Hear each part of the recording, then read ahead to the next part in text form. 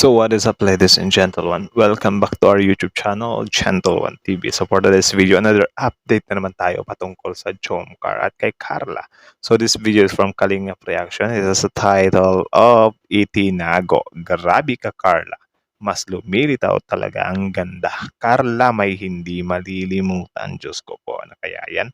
So nag-click ako sa video to kasi sobrang nahook ako dun sa picture na ipinakita sa thumbnail na grabe, parang model talaga 'tong si Carla So, yan yung panoorin natin. This video is from Kalingap Reaction. Support nyo yan. Also, Kalingap Rap. Support nyo rin. Tapos, syempre, don't forget to support our YouTube channel, Gentle One TV.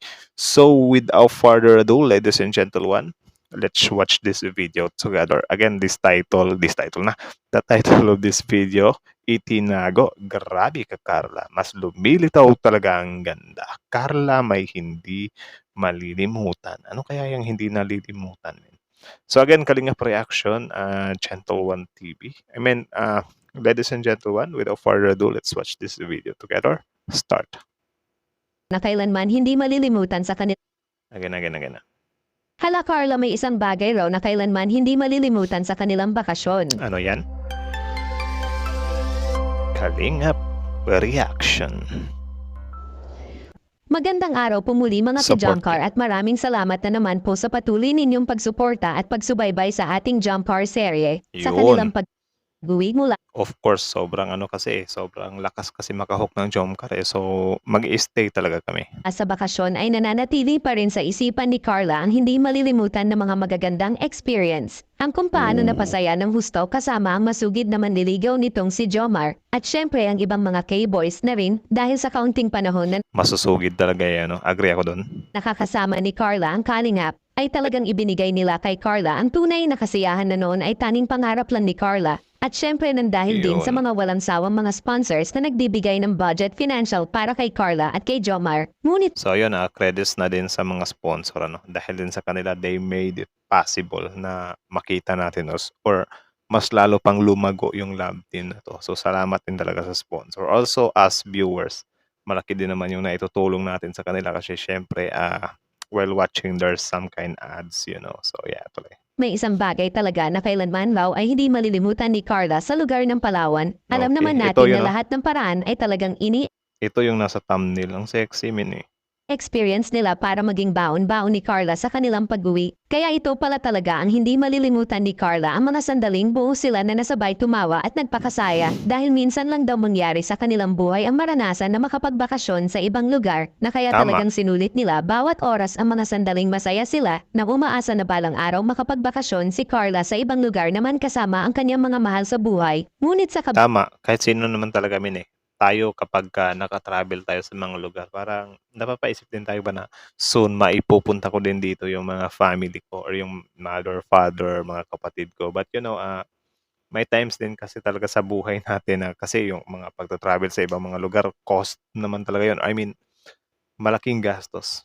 'Di ba? Magastos talaga yun. So, if ano lang talaga, kung ano lang yung afford mo, like for example, you can only just afford on yourself, then go. 'Di ba? You don't need to be guilty. Guilty Bisaya talaga 'yan. Para wag kang magpaka-guilty, wag kang mag-guilty na yun pupunta ako dito yung mga pamilya ko hindi kasi maintindihan din naman nila yan Kasi hindi lang naman barya-barya yung mga magagastos mo diyan, 'di ba? So, if they're your family, of course they'll understand you, 'di ba? So, habang bata ka pa, enjoy mo yung buhay. Travel ka din minsan, 'di ba? Tapos kapagka na-hit mo na yung mga dreams mo, mga goals mo, yumaman ka, umasenso ka din. In that way, madadala mo na din yung mga family mo, 'di ba? Huwag mong isipin agad na dalhin mo agad sila. Hindi kasi natin alam yung timeline ng mga success natin. Hindi natin alam kung gaano katagal, di natin alam kung gaano ka-successful, something like that, 'di ba? So, if you have a chance, ika nga nila, travel now kasi yung pera bumabalik, yung time hindi, 'di ba? Tuloy. Bilang banda naman ay patuloy pa rin si Jomar na umaasa na maibibigay na ni Carla ang matamis na oo nito kahit pa na nag-aaral pa lang ito. Parang may sunset? Opo. Wow, ang bihira. Parang napaka-perfect ito para sagutin yung taong mahal mo. Nagpaparinig eh. Yun mo. Diba? At di ka nasagot. Hindi nakaimik eh. Minsan talaga ang sarap i-hot seat ng mga babae, ano? Para tayo yung magle-lead sa kanila ba? Siguro po. Siguro? Kinilig May na. asan ba ako dyan? Kung wala, una tayo. Tara na. So meron? Tsa, grabe yun, grabe yun. Ayaw ko talagang natatawa ako. Hay nako, Jomcar. So yeah, that's it. Grabe. The best talaga tong love team na to, men. Ibang klase talaga. Ang lakas maka good vibes eh. Ang lakas maka, yung kahit may problema ka kapag ka napapanood mo tong mga to, parang nakakalimutan mo kahit pa paano eh.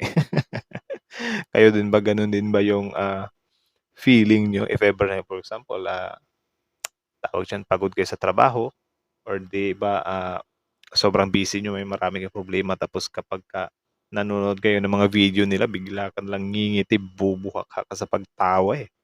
So, ganun din ba kayo? Comment down below. And then, yeah. Let's talk about it in the comment section. So, again, this video is from Kalingap Reaction, Kalingap Rap, and yeah, Gentle One TV. Support nyo rin yan. Like, comment, share, subscribe, of course. So, ladies and Gentle One, that's it. How about you? What can you say about this video? Comment down below. And then, let's talk about it in the comment section.